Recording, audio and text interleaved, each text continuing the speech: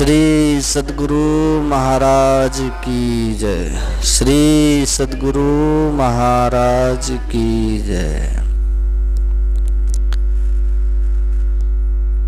परमाराध्य श्री सद्गुरु महाराज के पावन पाद पद्म में कोटिशः नमन। पूज्य महर्षि संत सेवी परम जी महाराज के चरणों में कोटिशः नमन। परम आदरणीय सत्संग प्रेमी महानुभावों, पूजनीय माताओं तथा भक्तिमती बहनों,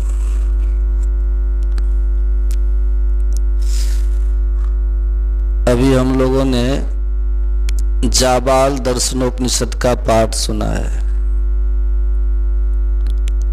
और उस उपनिषद का प्रथम मंत्र आपने सुना, ज्ञान शौचम परित्यज्य बाह्ये यो रमते नरः स मूढ़ः कांचनं त्यक्त्वा लोष्टं गृह्णाति सुब्रत। ऋषि कहते हैं, जो ज्ञान सोच को छोड़कर बाहरी सोच में लगा रहता है, अब थोड़ा इधर आ जाइए, वह मानो कंचन को छोड़कर यानी सोना को छोड़कर, ध्यान से सुनिएगा, सोना को छोड़कर मिट्टी का ढेला ग्रहण करता है। बाहरी सोच का मतलब क्या होता है? शरीर की शुद्धि, यही ना। जो शरीर की शुद्धि में खूब लगे रहते हैं। और भीतरी सोच का अर्थ क्या होता है? अंतःकरण की शुद्धि। अंतःकरण की शुद्धि कहिए या फिर मन की शुद्धि कहिए या फिर चित्त की एकाग्रता कहिए। अगर कोई बाहरी सोच में ही केवल लगा रहता है, बाहरी पवित्रता में ही अगर कोई लगा रहता है, अंतःकरण की शुद्धि नहीं करता है, मन को निर्मल बनाने का प्रयास नहीं करता है, तो ऋषि कहते हैं वह मानो कंचन को छोड़ करके मिट्टी का ढेला ले रहे हैं। बाहरी शुद्धि का भी महत्व है, शरीर की शुद्धि का भी महत्व है, लेकिन एक हद तक है। अपने यहाँ तो नियम है, सिद्धांत है, सहस्रम स्नानम माचरेत, है ना। यदि 1000 काम जीवन में हो, 1000 काम करना बाकी हो और अगर स्नान नहीं किए हैं तो पहले 1000 काम को छोड़ दीजिए और स्नान कर लीजिए, है ना। इतना महत्व है शास्त्रों में। स्नान प्रतिदिन कीजिए और स्नान करने का भी एक समय महापुरुषों ने निश्चित किया है। यद्यपि हम लोग संत मत के अनुयायी हैं, संत मत में ये नियम है कि ब्रह्म मुहूर्त में जब जग जाइए, भिनसर में जगिए और हाथ पैर धो करके कुल्ली आचमन करके बैठ करके ध्यान कीजिए ब्रह्म मुहूर्त में, और दिन में स्नान करके फिर ध्यान कीजिए, है कि नहीं। ये हम लोगों को कहा जाता है।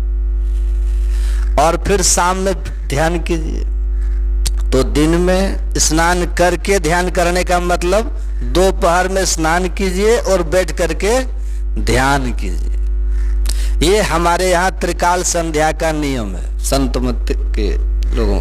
और हम लोगों ने देखा, मैंने गुरु महाराज जी को तो नहीं देखा, उस समय मेरा जन्म नहीं था, परंतु मैंने महर्षि संत सेवी जी महाराज को देखा, महर्षि साहिब स्वामी जी महाराज को देखा, महर्षि दल बहादुर परमहंस जी को देखा। ये सभी महापुरुष, जो अभी जो महर्षि हरनंदन परमहंस जी महाराज हैं, पूज्यपाद भगीरथ जी महाराज हैं, इन महापुरुषों को हम देखते हैं। ये लोग, ये महापुरुष लोग जलपान करते हैं, प्रातः काल कुछ न कुछ जलपान लेते हैं और जलपान लेने के बाद तब ये दिन के अनुसार इनके शरीर का मालिश होता है और मालिश के बाद तब प्रतिदिन स्नान करते, और स्नान के बाद कोई 1 घंटा, कोई 1.5 घंटा, कोई 2 घंटा तक ध्यान पर रोज बैठते हैं। ये नियम है और यही नियम हमारे गुरु महाराज का भी रहा होगा, इसीलिए ना,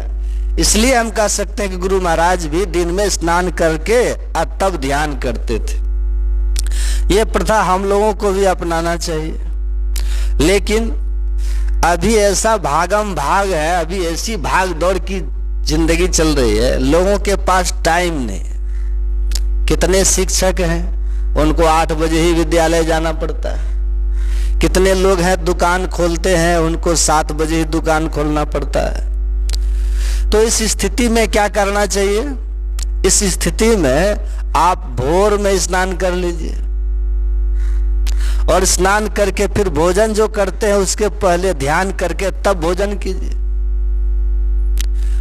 और हमने सुना है महापुरुषों के मुखारबिंद से, सूर्योदय के पहले जो स्नान करते हैं ना, वो बहुत शुभ माना जाता है। उसको ऋषि स्नान कहते हैं। और सूर्योदय के समय जो स्नान किया जाता है उसको देव स्नान कहते हैं। प्रातः काल जो स्नान किया जाता है ना, उसको मानव स्नान कहते हैं, प्रवाहन तक। अब 12 बजे के बाद जो स्नान करता है उसको राक्षस स्नान कहा जाता है। एक व्यक्ति कह रहा था बाबा को, ऐसे चर्चा कर रहा था, बड़ी सहजता से उन्होंने कहा, बड़ी प्रसन्नता से कहा कि बाबा हम दिन में कभी नहाते ही नहीं। तो पूछा कब नहाते हो जी? कहा कि जब खाना वाना खा लेते हैं रात में तो गर्म पानी करते हैं रात में, और सोने के पहले नहा करके और तब सोते हैं। तो ये क्या नियम हुआ? तो लोग अपना अपना गढ़ करके मन गढ़ंत ऐसा करते हैं। नहीं, जो नियम है, तरीका है, या तो आप स्नान जलपान के बाद स्नान कीजिए, अब फ्री है तो फिर बैठ करके ध्यान कीजिए, और 12 बजे के पहले हर स्थिति में नहा लीजिए। हो सके तो सूर्योदय के पहले नहाइए, थोड़ा पुण्य भी हो जाएगा आपको। उसको ऋषि स्नान, देव स्नान कहते हैं। ऐसा कीजिए।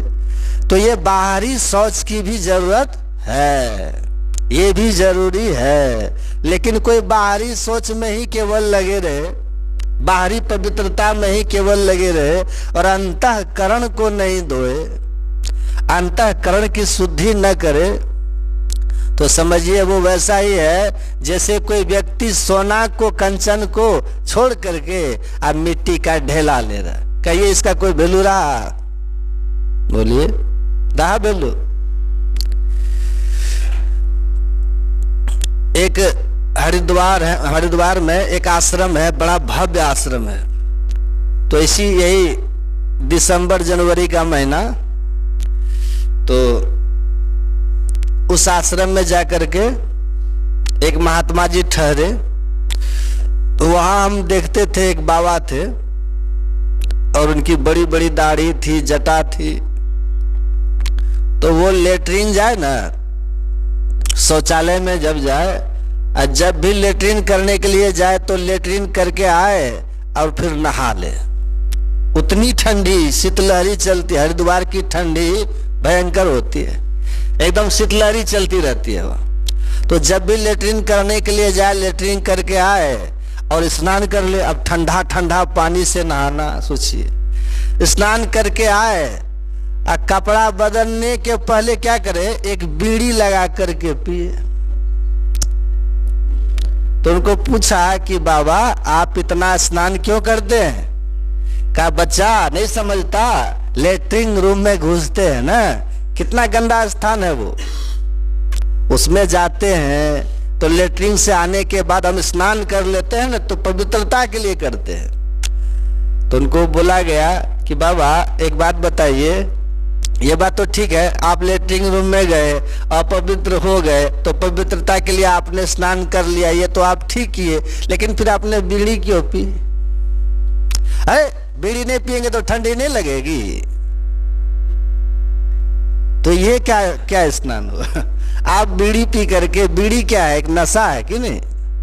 नशा पंच महापाप में एक महापाप है कि नहीं? झूठ, चोरी, नशा, हिंसा और व्यभिचार, ये महापाप में इसकी गिनती है नशा। आप तन को धुला रहे हैं खूब, तन को नहला रहे हैं खूब, और अंतःकरण को नशा करके गंदा कर रहे हैं, ये कैसी बात है?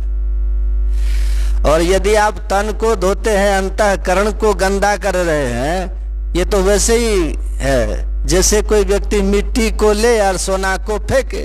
ये कितनी बड़ी घटा की बात है, बोलिए। कहां मिट्टी या कहां सोना का ढेला है? कोई तुलना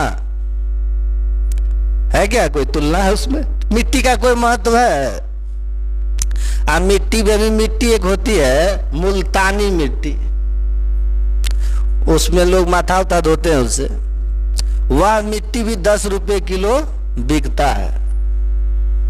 यदि किसी को दस्त हो ना, दस्त, या कहीं नाक से कान से खून बहे, सुनिए ध्यान से, तो मुल्तानी मिट्टी लीजिए और आधा गिलास पानी में उसको फुला दीजिए, 1 घंटा छोड़ दीजिए। 1 घंटा के बाद पानी को निकाल करके पी जाइए, कितना भी खून बह रहा हो कान से, नाक से, कहीं से भी, तुरंत बंद कर देगा।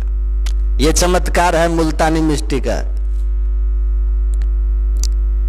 कितना कितना दवाई खाया एक आदमी, फिर उन्होंने सर्च किया, गूगल में सर्च किया तो वही निकला, मुल्तानी मिट्टी को फुला करके पीजिए। तो उन्होंने पिया, दुकान था बगल में, 10 रुपए में 1 किलो दिया, वो ले लिया और थोड़ा सा फुला करके गिलास में 1 घंटा तक छोड़ दिया, फिर उसको छान लिया और फिर पिया। जैसे पिया सब खून तून बहना बंद हो गया। ये चमत्कार है ना? तो मिट्टी का भी महत्व है, इतना तो है, कुछ महत्व तो जरूर है मिट्टी का। इसी तरह से बाहरी शौच का कुछ महत्व तो जरूर है। स्नान करना बहुत जरूरी है, पवित्रता से रहना बहुत जरूरी है। इसको कहते हैं शुच्याचार। क्या कहते हैं? शुच्याचार। शुचि मतलब पवित्र, आचार मतलब व्यवहार, पवित्र व्यवहार, ये जरूरी है। और अंतःकरण की शुद्धि हो, इसके लिए, उसके लिए सदाचार। हमारे गुरु महाराज क्या कहते हैं? पदावली में क्या पाठ सुने अभी? गुरु महाराज के पाठ में सुने ना, सदाचार का पालना आचार में ही क्या। हम सदाचार का पालन ही नहीं करते हैं, झूठ बोलना नहीं छोड़ते हैं, चोरी करना नहीं छोड़ते हैं, नशा, हिंसा, व्यभिचार नहीं छोड़ते हैं। अब बाहर हम शरीर को खूब धुलाते रहते, शुद्ध करते रहते हैं। तो हमारे गुरु महाराज कहते हैं सदाचार का पालना आचार में ही क्या। ये तरह तरह का आचार करते हैं लोग, शुच्याचार करते हैं, लेकिन सदाचार नहीं करते, तो फिर इसका क्या वैल्यू है, क्या महत्व रहा? तो ये बाहरी शुद्धि भी जरूरी है, इसका महत्व है, लेकिन इससे कई गुना ज्यादा महत्व है अंतःकरण की शुद्धि। अब सुनिएगा, यही बात ऋषि कहते हैं, बहुत बड़ी बात है ये। ऋषि कहते हैं जो ज्ञान सोच को छोड़ देता है, ज्ञान सोच को करना चाहिए, इसका मतलब यही ना हुआ। अच्छा, ज्ञान शौच का अर्थ क्या होता है? शौच मतलब पवित्रता, अज्ञान मतलब ज्ञान, जानना। हम ज्ञान से सफाई करें, हम ज्ञान से धोएं। आपने सुना ना, एक प्रश्न पहले गाता था, भजन चलता था अनूप जलोटा का, जल से पतला कौन है और कौन काजल से काली। तो क्या कहते थे भजन में ही? जल से पतला कौन है? कौन है? ज्ञान। जल से पतला ज्ञान है। जल बहुत पतला है, अगर आपको कहीं गंदगी लगी हो शरीर में तो किससे धोते हैं आप? जल से ही धोते हैं ना।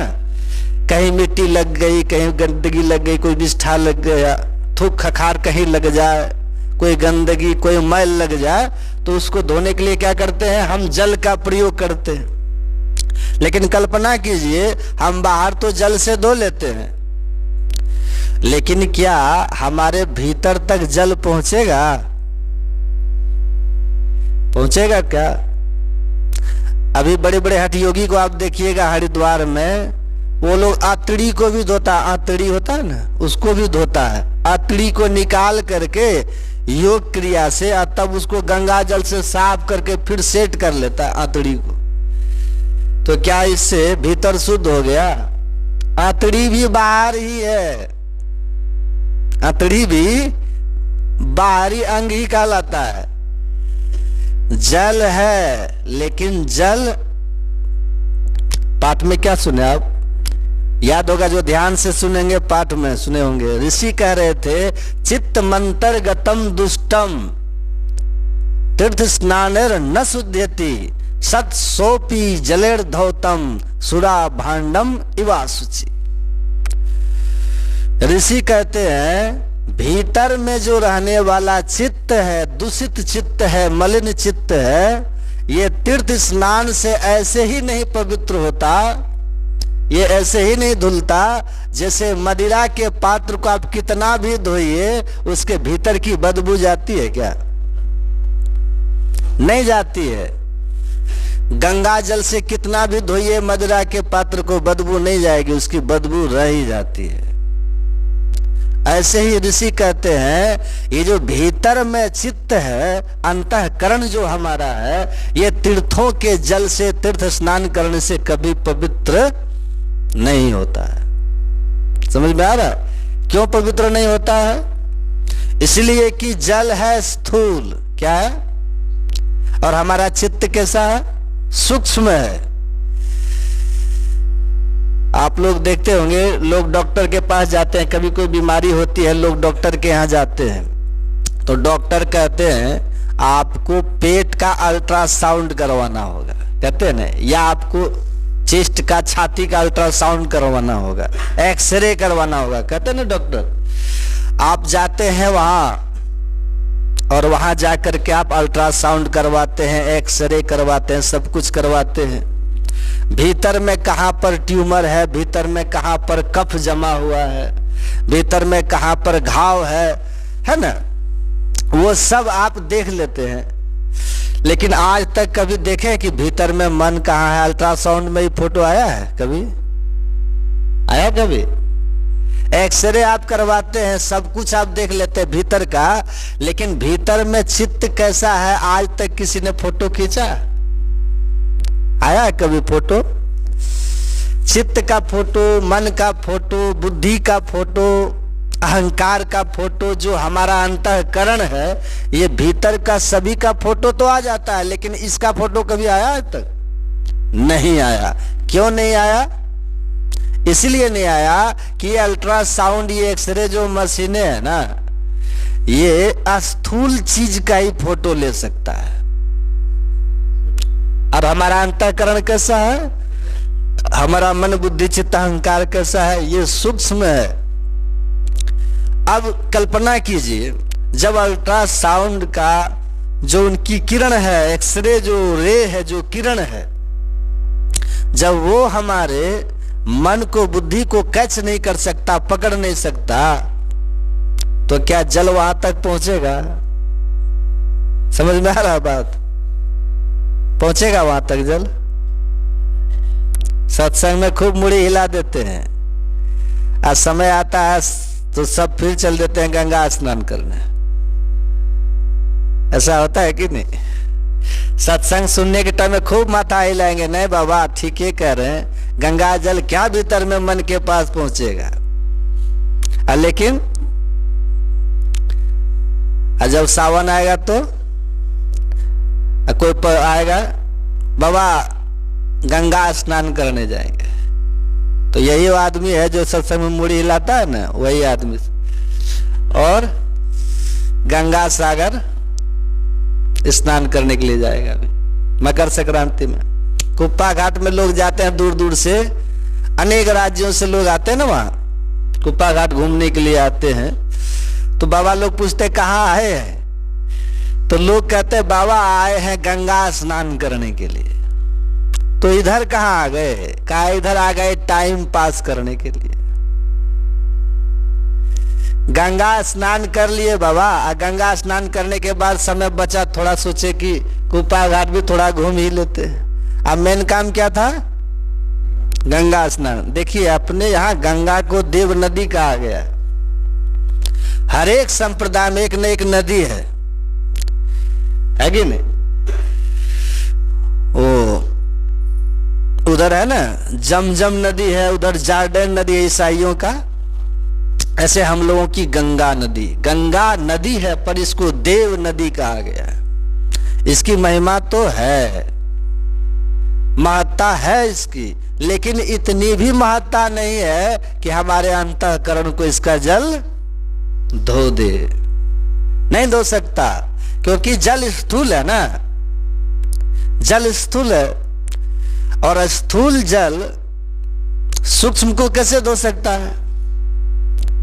वही ऋषि कहते हैं चित्त मंतरगतम दुष्टम तीर्थ स्नानेर न शुद्धयति सत्सोपी जलेर धौतम सुरा भांडम एवा शुचि। जैसे मदिरा के पात्र को आप कितना भी गंगा जल में डुबाइए, पर उसकी जो बदबू उसमें लगी है, चिपकी हुई है बदबू, वो नहीं धुलती, धुलेगी। ऐसे ही हमारे भीतर जो अज्ञान चिपका हुआ है, हमारे भीतर जो खड विकार चिपका हुआ है, हमारे भीतर जो पंच विषय चिपका हुआ है, वो इन जलों से साफ होने वाला नहीं है। अब गीता का 3रा अध्याय पढ़िएगा आप लोग। 3रा अध्याय में भगवान श्री कृष्ण कहते हैं अर्जुन से कि अर्जुन, काम ऐसा, क्रोध ऐसा, रजोगुण समुद्भव। भगवान श्री कृष्ण कहते हैं, हे अर्जुन, 3 गुणों में, रजोगुण, तमोगुण और सतोगुण, सुनिएगा ध्यान से। ये रजोगुण जो है हमारे भीतर 3 गुण काम कर रहा है। हमारे भीतर जो रजोगुण है, तो भगवान कहते हैं अर्जुन, इसी रजोगुण से काम और क्रोध उत्पन्न होता है। ध्यान से सुनिएगा, काम क्रोध उत्पन्न होता है इसी रजोगुण से। अब भगवान कृष्ण कहते हैं इसी काम क्रोध अथवा कामनाओं के द्वारा भगवान कह रहे हैं इस जीव का ज्ञान ढक गया है। क्या हो गया है? और अज्ञान हो गया है। कैसे हो गया है? उदाहरण देकर के भगवान श्री कृष्ण समझा रहे हैं। भगवान कहते धूमे नावरी यते वहनिर यथा दर्शो मलेन च यथोन वेला वृत्तो गर्भस तथा तेने दमावृतम। 3 उदाहरण भगवान कृष्ण ने दिया। हमारा जो देखिए, आप पढ़िएगा रामायण, ये जीव कैसा है, रामायण में लिखा है। आप और हम कैसे हैं? तुलसीदास जी महाराज लिखते हैं ना, चेतन अमल असहज सुख राशि ईश्वर अंश जीव अविनाशी। चेतन है हम। अचेतन का मतलब क्या होता है? ज्ञान स्वरूप होता है ना। चेतन का मतलब क्या होता है? ज्ञान स्वरूप। एक होता है जड़, एक होता है चेतन। जड़ उसको कहते हैं जिसमें कोई ज्ञान न हो, उसको कहते हैं जड़। अचेतन किसको कहते हैं? जिसमें सब तरह का ज्ञान हो, उसको कहते हैं चेतन। तो हम कैसे हैं? हम हैं ज्ञान स्वरूप। और हम कैसे हैं? तो अमल। अमल का मतलब क्या होता है? मल रहित, मतलब बिल्कुल पवित्र हैं हम, और सुख की राशि है हम ऐसे हैं। चेतन अमल सहज सुख राशि। और तुलसीदास जी कहते हैं निर्मल निरामय एक रस तेहि हरस शोक न व्यापई। हम हरस शोक से, हर शोक से हम रहित हैं। हम आनंद स्वरूप है जीवात्मा। हम ऐसे हम हैं, ऐसे हम ज्ञान स्वरूप हैं, हम पवित्र हैं। लेकिन हुआ है क्या? वही भगवान श्री कृष्ण कह रहे हैं, उदाहरण देके समझा रहे हैं। ध्यान से सुनिएगा, समझिएगा।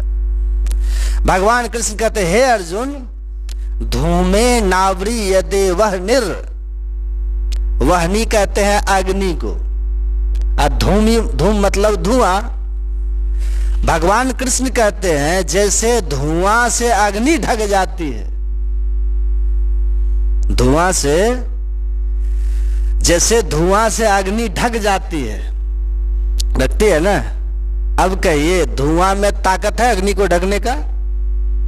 लेकिन आप कभी काल देखिएगा इतना धुआं होता अग्नि से ही कि धुआं से अग्नि ढक जाती है।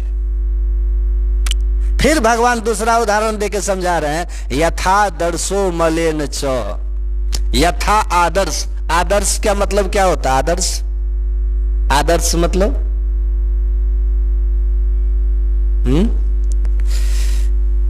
आदर्श मतलब दर्पण, आईना। आदर्श कहते हैं दर्पण को, आईना को। अब सुनिएगा, भगवान कृष्ण कहते हैं यथा दर्शो मलेन च, जैसे दर्पण मैल से ढक जाता है, आईना। अब दर्पण हो और दर्पण पर मैल जम जाए और सामने लीजिए तो चेहरा दिखेगा? दिखता है क्या चेहरा? दर्पण पर जैसे मैल जम गया, अब दर्पण सामने रहने के बाद भी चेहरा नहीं दिखता। यही बात आप पढ़िए रामायण में, तुलसीदास जी महाराज भी यही बात लिखते हैं। तुलसीदास जी महाराज लिखते हैं, मुकुर मलिन अरु नयन बिहीना। मुकुर, मुकुर मतलब क्या होता है? भगवान श्री कृष्ण आदर्श शब्द का प्रयोग करते हैं संस्कृत में, और तुलसीदास जी हिंदी में मुकुर शब्द का प्रयोग करते हैं। दोनों का अर्थ क्या है? दर्पण। दोनों का अर्थ है आईना। तो तुलसीदास जी लिखते हैं, मुकुर मलिन अरु नयन बिहीना, आराम रूप देखे किमि दीना, अज्ञ अकोविद अंध अभागी, अकाई विषय, काई विषय, विषय रूपी काई, काई विषय कहाँ लागी? तो मुकुर मन लागी। मन रूपी दर्पण पर ऋषियों की काई लग गई। वही भगवान कृष्ण कह रहे हैं, जैसे दर्पण पर मैल जम जाए। समझ रहे हैं बात? यही उदाहरण संत कबीर साहब भी देते हैं। क्या? संत और भगवंत की वाणियों में कितना साम्य है सो देखिए। संत कबीर साहब कहते हैं, जब दर्शन देखा चाहिए तो दर्पण मांजत रहिए, और दर्पण लागी काई तो दरस कहां ते पाई। तो भगवान कहते हैं जैसे धुआं से अग्नि ढक जाती है और जैसे मैल से दर्पण ढक जाता है। और तीसरा उदाहरण भगवान गजब का दे रहे हैं। तीसरा उदाहरण, यथोल बेना वृत्तो गर्भस, जैसे जेर से गर्भ ढक जाता है। जेर, जेर देखा आपने? गाय सबको देखिएगा बच्चा देने के बाद में जेर निकलता है। क्या बोलते हैं उसको? है? है? जड़। तो जैसे जल से गर्भ ढका रहता है जेर से, ऐसे ही भगवान कहते हैं एक कामनाओं से अथवा अज्ञान से इस जीव का ज्ञान ढक गया है। भगवान कह रहे हैं इसी ज्ञान के ढक जाने के कारण जो जीव ज्ञान स्वरूप है ये अज्ञानी हो गया है। जो जीव परम पवित्र है वो गंदा हो गया। तुलसीदास जी इसी को बहुत सुंदर लिखते हैं रामायण में। तुलसीदास जी महाराज लिखते हैं, बूंद पड़त भा ढाबर पानी, बूंद पड़त भा ढाबर पानी। अब वर्षा के समय देखिएगा, जब वर्षा होती रहती है तो जल का जो बूंद गिरता है ऊपर से कितना स्फटिक की तरह चमकता है, चमकता है ना। जब तक वो जल बूंद धरती को स्पर्श नहीं करता, जब तक वो आकाश में रहता, तब तक उसको देखिएगा कैसे चमचम चमक चमकता है वो पानी, स्फटिक की तरह पारदर्शी दिखेगा आपको। लेकिन जैसे ही वो धरती पर गिरता है तो क्या होता है? वो धूल धूसरित होकर के कीचड़, ढाबर मतलब कीचड़ बन जाता है। ऐसे ही जो जीव है, जो ज्ञान स्वरूप है, जो पवित्र है, जो सुख की राशि है, यही जीव माया के बस होकर के विकारी हो गया, अज्ञानी हो गया, विषयी हो गया। तो भगवान कह रहे हैं ये सब कैसे खत्म होगा, ये सब खत्म कैसे होगा। देखिए भगवान ने बहुत सुंदर कहा, विकार भी गंदगी है। क्या है? विकार भी अंतःकरण की गंदगी है, और विषय भी अंतःकरण की गंदगी है, और पाप भी अंतःकरण की गंदगी है। अंतःकरण को धोने के लिए दुनिया में कोई जल है? कोई जल नहीं है। इसलिए आप पढ़िएगा श्रीमद् भगवद गीता, भगवान कहते हैं अंतःकरण को धोने के लिए नौ ही ज्ञानेन सदृशम पवित्र में विद्यते। भगवान कृष्ण कहते हैं ज्ञान से पवित्र कुछ है ही नहीं,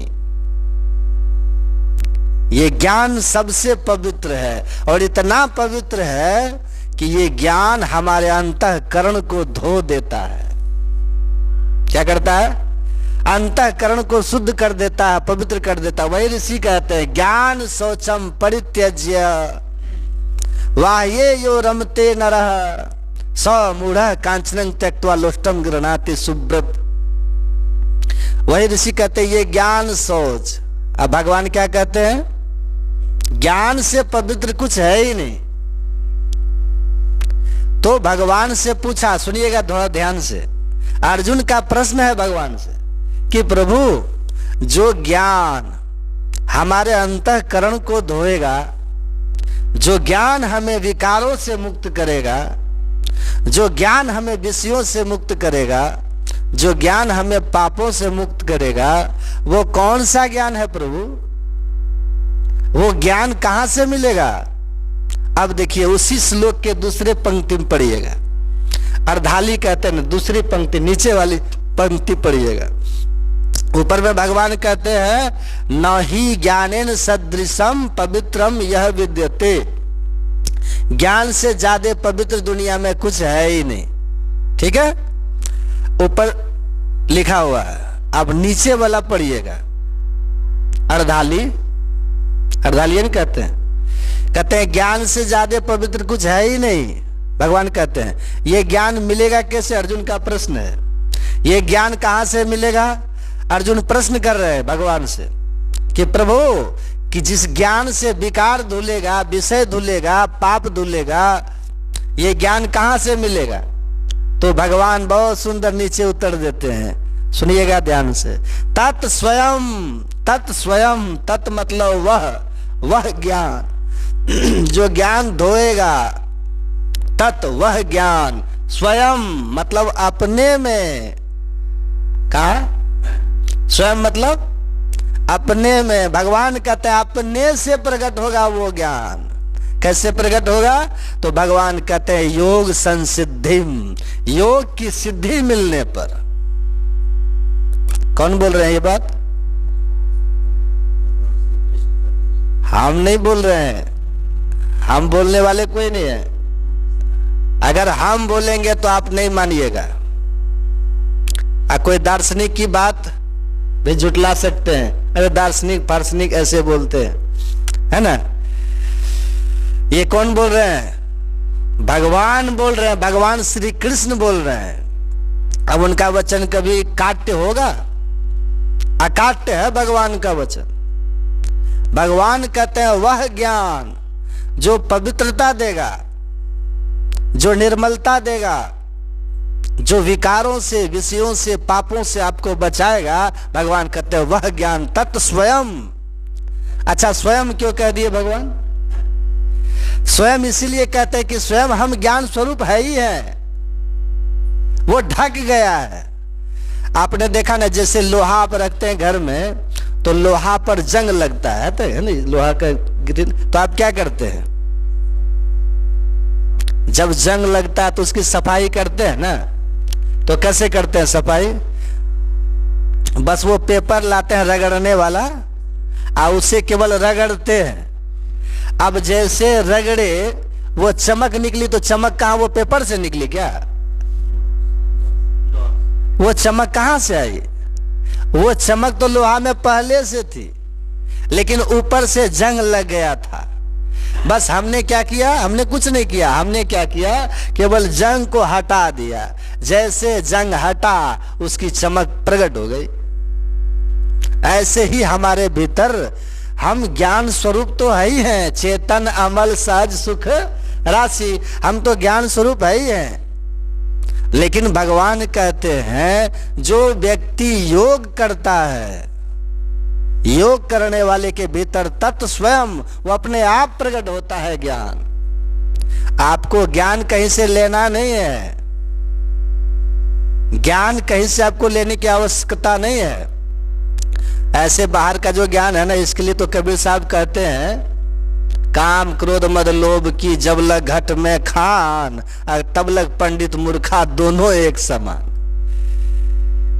माता सजोबाई कहती है ना सुख विद्या के पढ़े, ना सुख बाद विवाद, और साधु सुखी सहजो कहे लागे शून्य समाध। एक बार तो समाधि लगे, तब फिर देखिएगा ज्ञान कैसे प्रकट होता है भीतर से। सुनिएगा ध्यान से। संत कबीर साहब ने एक भजन है, उन्होंने लिखा है, आप सुनते होंगे कभी कभी। उन्होंने लिखा है, गाते भी होंगे आप लोग। वे कहते हैं कोई देखो लोगो नैया बिच नदिया डूबी जाए। सुने भजन? क्या डूब रहा है? नैया बिच नदिया डूबी जाए।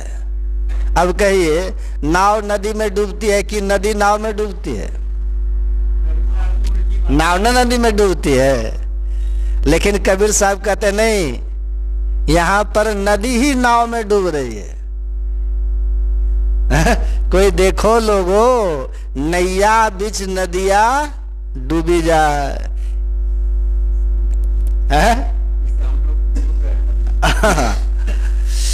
आगे फिर संत कबीर साहब कहते हैं चीटी चलल अपन ससुररिया। चीटी, चीवटी, एक होता है चिट्टा, एक होता है चीवटी, दोनों में फर्क है। चिट्टी और चिट्टा, चिट्टा होता है थोड़ा बड़ा और चीटी होती है बहुत छोटी। तो कबीर साहब कहते हैं चीटी चलल अपन ससुररिया।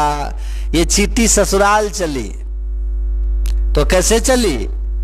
9 मन कजला लगा, 9 मन काजल लगा लिया है। कौन? चीटी को देखे आप लोग, कितना बड़ा होता है? एकदम छोटी होती है, बहुत छोटी होती है, बहुत छोटी। अच्छा, चीटी अगर हाथी के पैर के नीचे पड़ जाए तो मरेगी कि नहीं?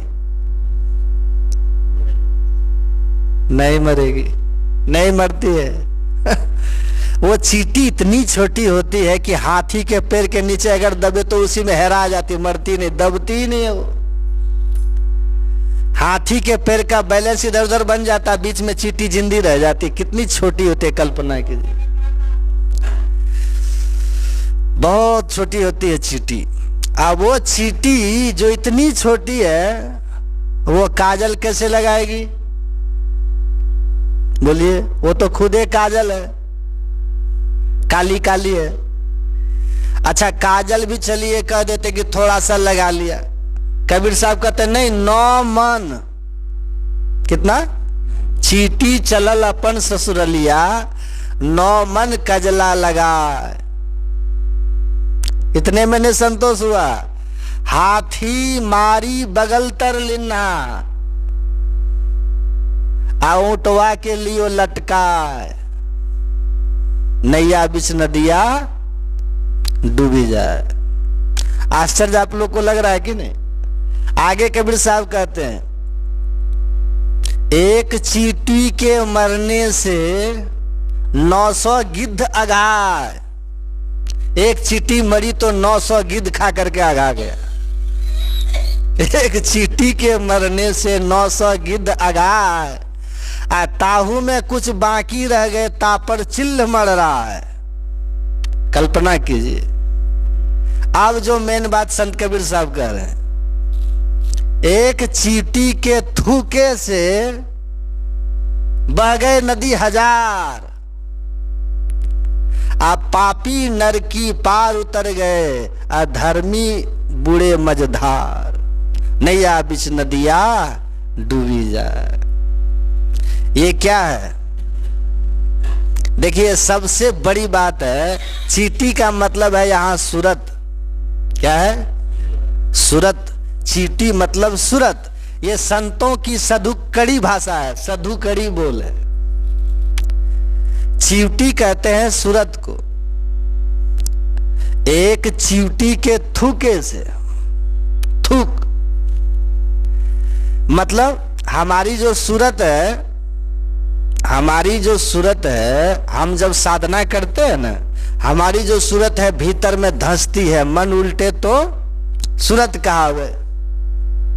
हमारी वृत्ति जब अंतर्मुख होती है, हमारी सूरत जब अंतर की तरफ जाती है, अंदर जाकर के इतना ज्ञान उसको होता है, हमारी वृत्ति अर्थात हमें भीतर जाने पर इतना ज्ञान होता है, इतना ज्ञान होता है कि भीतर हम जाते हैं, ज्ञान प्राप्त करते हैं, और जब भीतर से बहिर्मुख होते हैं, बाहर आते हैं, और तब जो उस भीतर के ज्ञान का हम कथन करते हैं, और कथन कितना पूरा नहीं, थोड़ा सा कथन करते हैं, थोड़ा सा कथन करते हैं, उसका फल ये होता है कि वो ऐसा ज्ञान है, अनेकानेक पुस्तकें बन जाती है।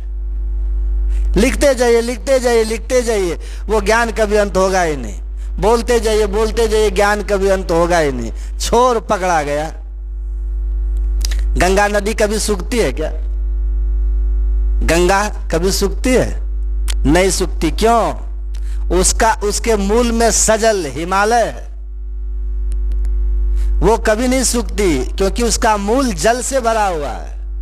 ऐसे ही जिनकी वृत्ति अंतर्मुखी होकर के ज्ञान की भूमि पर उतर गई है, अब उसका ज्ञान कभी खत्म होगा ही नहीं, कभी खत्म नहीं होगा। और वो ज्ञान है कैसा?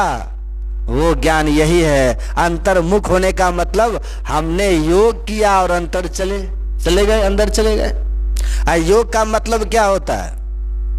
योग किसको कहते हैं? गुरु नानक देव जी महाराज की वाणी सुने ना, एक दृष्टि करी समसरी जाने, जोगी कहिए सोई। ये जो अपनी दोनों दृष्टिधार है ना, ये दोनों दृष्टिधार जब तक हमारी अलग अलग है, तब तक हम भोगी हैं, तब तक हम विषयों का भोग करेंगे, तब तक हम पापी हैं, पाप होता रहेगा। तब तक हम विकारी हैं, नहीं चाहने के बाद भी काम क्रोध लोभ मोह होगा, पक्का होगा। आज जिस दिन हमारी दोनों दृष्टिधार एक हो जाएगी, यहाँ इसी को बोलते हैं अपने यहाँ दृष्टि योग की क्रिया, बिंदु ध्यान। क्या बोलते हैं? ये दृष्टि योग की क्रिया है। जिस दिन ये दोनों दृष्टि की धार एक हो जाएगी, उसी दिन हम बन जाएंगे योगी। और जैसे हम योगी हो गए, दोनों दृष्टि की धार हमारी एक हो गई, एक होते ही हमारी दृष्टि अंतर्मुखी हो जाएगी, ये भीतर की तरफ देखेगी। जब तक ये दोनों दृष्टि अलग अलग है, तब तक हम बाहर का दृश्य देखते हैं, और जब ये दोनों दृष्टि धार एक हो जाएगी, तब भीतर का दृश्य दिखने लग जाता। और जब भीतर का दृश्य हमको दिखेगा, वही देखने में अपार ज्ञान होता है। जैसे दोनों दृष्टिधार एक होगी, इतना ज्ञान होगा जिसकी कल्पना नहीं कर सकते। वही कबीर साहब कहते हैं, एक चींटी के थूके से थूक दिया, ज्ञान को थूक दिया, मतलब ज्ञान का कथन किया, तो क्या हुआ? बह गए नदी हजार, हजारों ग्रंथ रूपी नदियां बह जाती है। आप पापी नर की पार उतर गए। जो पापी लोग होते हैं उस धर्म ग्रंथ का महत्व नहीं देते, वो तिरस्कार करके आगे बढ़ जाते हैं। लेकिन जो धर्मात्मा लोग होते हैं, संतों के उस अनुभव ज्ञान का लाभ लेकर के उसमें गोता लगाते हैं, कल्याण पाते हैं। यही है, भगवान कहते हैं तत् स्वयं योग संसिद्धि। योग की सिद्धि होने पर अपने भीतर से वो ज्ञान प्रकट होता है, जो ज्ञान अंतःकरण को धोता है, जो ज्ञान हमारे विकारों को धोता है, जो ज्ञान हमारे पाप वृत्ति को धोता है, जो ज्ञान हमारे भीतर के विषयों को धोता है, यही ज्ञान प्रकट होता है। वो ज्ञान किससे होगा? योग करने से, योग की सिद्धि होने से। वो ज्ञान हमारा स्वयं का ज्ञान है, वो ज्ञान कहीं बाहर से नहीं आता, प्रकट होता है हमारा ज्ञान। वही ज्ञान सबको धो धा करके शुद्ध कर देता है, पवित्र कर देता है। अब देखिए भगवान कितना सुंदर उदाहरण देते हैं। भगवान कहते हैं चाहे कोई कितना बड़ा से बड़ा पापी क्यों न रहा हो, भगवान कहते हैं अपि चेदसि पापेभ्यः सर्वेभ्यः पाप कृतमः। चाहे कोई कितना बड़ा से बड़ा पापी क्यों न हो, सुनिएगा, अपि चेदसि पापेभ्यः सर्वेभ्यः पाप कृतमः। कल आप पूछ रहे थे ना, सुनिए उसी का उत्तर। फिर क्या कहते हैं? कितना भी बड़ा से बड़ा पापी क्यों नहीं है, भगवान कहते हैं ज्ञान प्लवे नैव वृजेनं संग तरिष्यसि। ज्ञान रूपी नौका, यही ज्ञान है। भगवान कहते हैं यही वो ज्ञान रूपी नौका है, जिस ज्ञान रूपी नौका पर सवार होकर के हम सभी पापों से तर जाते हैं, मुक्त हो जाते हैं। यही ज्ञान, अंदर वाला ज्ञान। इसलिए जल से पतला क्या है? ज्ञान। अकालिक से काला क्या है? कलंक। कलंक है कालिक से भी काला, और ज्ञान है जल से भी पतला। जल हमारे तन को भले धोता है, और जो ज्ञान है वो हमारे मन को धोता है। जो ज्ञान है वो हमारे अंतःकरण को धोता है। अच्छा, आपको आश्चर्य लग रहा होगा कि नहीं, ये कैसे संभव है? आश्चर्य की बात नहीं, आश्चर्य लगता होगा। एक उदाहरण में देख के समझा देता हूं। एक उदाहरण सुनिएगा। उदाहरण थोड़ा कठिन है, पर यह सबके जीवन की घटना है। एक गांव है, एक किसी गांव में, और यही ठंडी का मौसम, जैसे अभी दिसंबर है ना, और इस समय देखते हैं ना सर्दी खांसी कितनी होती है लोगों को दिसंबर महीना में। सर्दी खांसी, नाक बहता रहता है, थूक खखार, सर्दी खांसी बहुत होती है। तो शहर में तो लोग व्यवस्था कर लेते, पर गांव में देखते हैं गांव के बच्चे ऐसे भी ठंड में भी ऐसे नंग धड़ंग घूमता रहता है, खाए खो करते रहता है, घूमते रहता बच्चा। एक गांव में एक बाबा बैठे हुए थे चौकी पर, कुछ लोग वहां खड़े खड़े बातचीत कर रहे थे। उसी में एक बच्चा उधर से आता, छोटा सा बच्चा, छोटा बच्चा उधर से आया और सामने खड़ा हो गया, बाबा के सामने। गांव का बच्चा है, खड़ा हो गया, और नंग धड़ंग, छोटा बच्चा नंग धड़ंग खड़ा हो गया। अब उसको सर्दी हो गई थी। क्या हो गई थी? सर्दी। और आश्चर्य आपको लगेगा, उस बच्चा का नाम था नेटालाल। क्या नाम था? नेटालाल। तो पूछा इसका नाम नेटालाल क्यों है जी? कहा कि बाबा इसका नेटा बहते रहता है, इसका नाम ही है नेटालाल। तो वो नेटालाल क्या करता था जानते हैं? अब छोटा है ना, अब नेटा बहता रहता है। अब वो क्या करे, जीव को निकाले और लमरा दे इसे। लमरावे। और अब आप समझ गए होंगे, ज्यादा बोलने की जरूरत नहीं है। तो जब बाबा देखे तो बड़ा खराब लगा उनको, घिन है, भागो यहां से, जाओ उधर। अब जो बाबा उसको डांट दिए तो उसको लगा कि हमको ये सब बाधा कर रहा है बाबा लोग। अब देखिए वो बच्चा है ना, वो बच्चा है, अज्ञानी है, ज्ञान उसको नहीं है, हकीकत का उसको पता नहीं है। इसलिए अज्ञानी होने के कारण जो गंदा है, जो अपवित्र है, जिसको लोग हाथ से भी छूने के बाद हाथ को धोता है, उसी को वो बच्चा अज्ञानता के कारण, नादानी के कारण उसको देखिए चाव से चाट रहा है। वहां से जब उसको भगा दिया तो उसको लगा कि हमको डिस्टर्ब कर रहा है बाबा लोग। तो बच्चा क्या किया जानते हैं? एक गली में घुस गया, गली में घुस गया जहां कोई उसको डिस्टर्ब न करे, जहां कोई बाधा न करे। आ गली में घुस करके खड़ा हो करके आ वहां वो आराम से भोग लगा रहा है। किसका? नेता का। अब कहिए, अब उसको डांटा, बुरा लगा, उसको नहीं छोड़ा, लेकिन सबका साथ छोड़ करके वो काम कर रहा है। अब अभी जो आप और हम सब बड़े हैं, कोई बोले कि एक बार वो करके देखिए, तो जो बचपन में करते थे कीजिएगा? कोई कीजिएगा? अभी कोई नहीं कीजिएगा। क्यों? यदि कोई कह दे कि देखिए हम आपको 1000 रुपया देते, एक बार करके दिखाइए, तो कीजिएगा? तो भी नहीं कीजिएगा। राम राम राम बाबा, ऐसा करने का चीज है? कीजिएगा? लाख प्रयास कोई करेगा तब भी नहीं कीजिएगा, रुपया पैसा देगा तब भी नहीं कीजिएगा। क्यों? क्योंकि अब ज्ञान हो गया। कुछ हुआ? कुछ केवल ज्ञान हो गया है, केवल ज्ञान हुआ। देखिए ज्ञान की महिमा कितनी है। पहले हम खुद से ऐसा काम करते थे, अब रुपया कोई दे करके भी हमको कराना चाहे तो हम नहीं कर सकते, क्योंकि अब भीतर में ज्ञान हो गया, वो अपवित्र है। ये विवेक हमारा जग गया, वो गंदगी है। अब कोई हिला नहीं सकता, आपको कोई डुला नहीं सकता, अब कोई आपको विवश नहीं कर सकता। एक छोटा सा उदाहरण है ये, ज्ञान की कितनी महिमा है सो देखिए। ऐसे ही संत महापुरुष लोग कहते हैं कि जो विषया संतन तजी अमूढ़ ताही लपटाए, जौनर डारत वमन करी स्वान स्वाद सो खाए। मूढ़, एक होता है ज्ञानी, एक होता है मूढ़। तो संत है ज्ञानी, हम है मूढ़। संत विषय को त्याग दिए हैं विष समझ करके, लेकिन हम मूढ़ उसी विषय को अमृत समझ करके पकड़े हुए।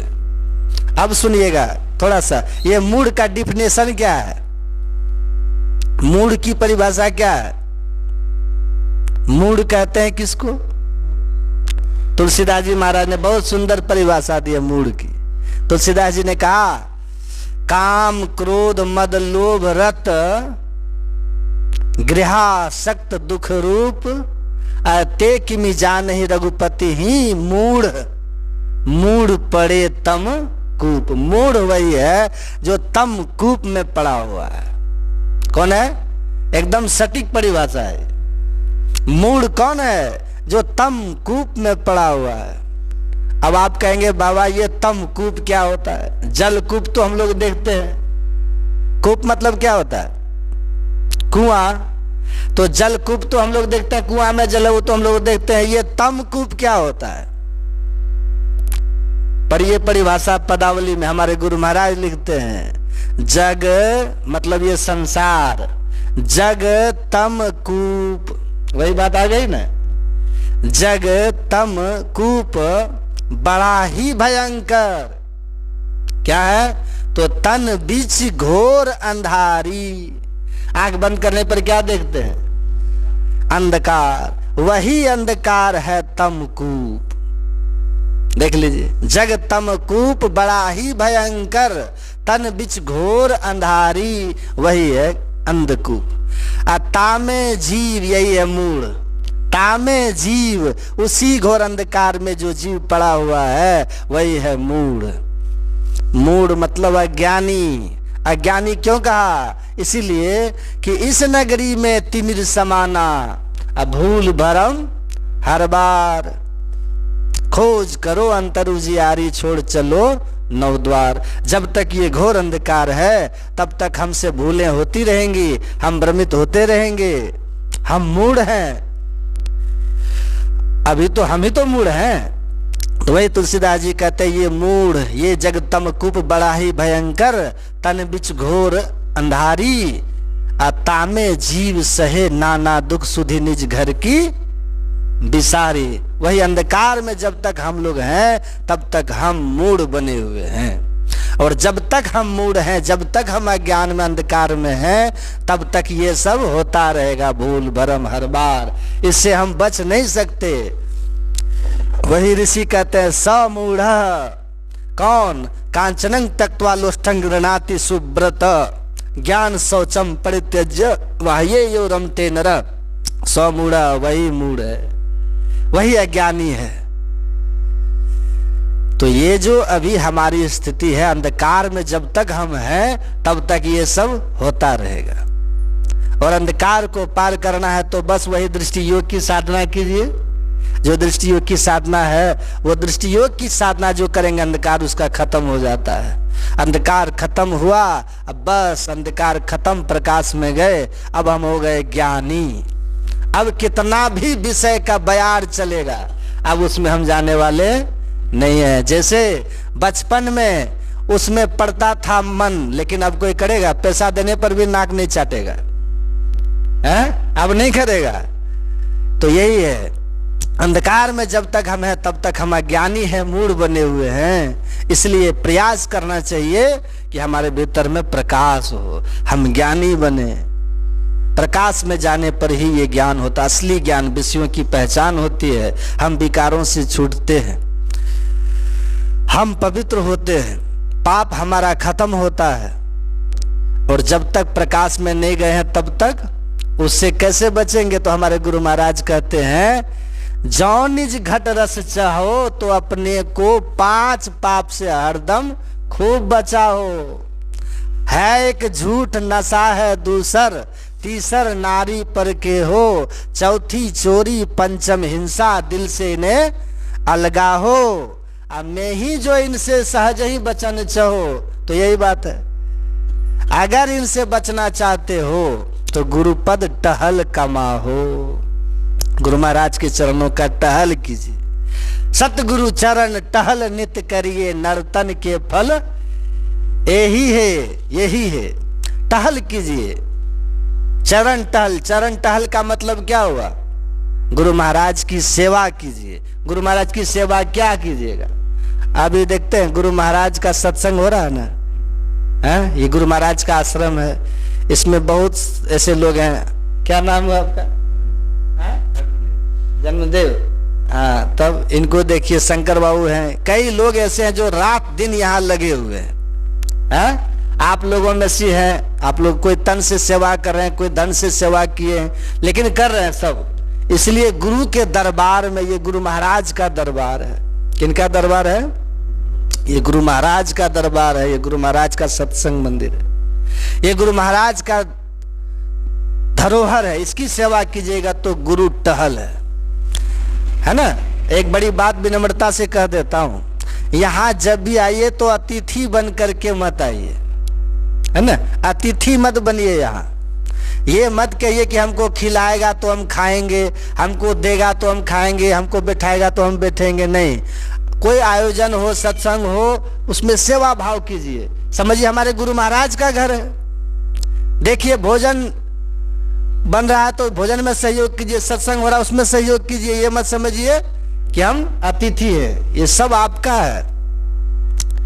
ये भाव मन में रखिए, सेवा कीजिए। कहीं पर कोई गंदगी दिख जाए झाड़ू लगा दीजिए, कहीं पर कोई अभाव दिखे उसको पूरा कर दीजिए। ये आपका घर है। कोई कमी दिखे तो उसको दूर करिए। गुरु महाराज का सेवा है ये सेवा का भाव, सेवक का भाव रखिए। गुरु की भक्ति और साधु की सेवा बिनु नहीं कछहु पाई हो। आप देखिएगा बहुत चमत्कार आपके जीवन में होने लग जाएगा। अरे हम लोग क्या है, अर्जुन देव जी का नाम आप सुने हैं? अर्जुन देव जी महाराज, वो जब रहते थे, जब छोटे थे ना, आश्रम में रहते थे। अब अर्जुन देव जी महाराज भावी गुरु होने वाले थे, भावी गुरु। आश्रम में वो रहते थे, सबका बर्तन साफ करते थे वो अर्जुन देव जी। किसी ने उनको कहा कि आप इतने ज्ञानी हैं, इतने बड़े साधक होकर के यही सब काम करते हैं। अर्जुन देव जी ने कहा कि हमको कुछ लाभ मिल रहा है तब न करते, ऐसे थोड़े करते हैं। कहा क्या लाभ मिलता है? उन्होंने कहा हम गुरु महाराज का काला काला बर्तन साफ कर रहे हैं और गुरु महाराज हमारे भीतर के काला काला अंतःकरण को साफ करते हैं। ये कितनी बड़ी बात है, सोचिए। ऐसा भाव रहना चाहिए, सेवा का भाव।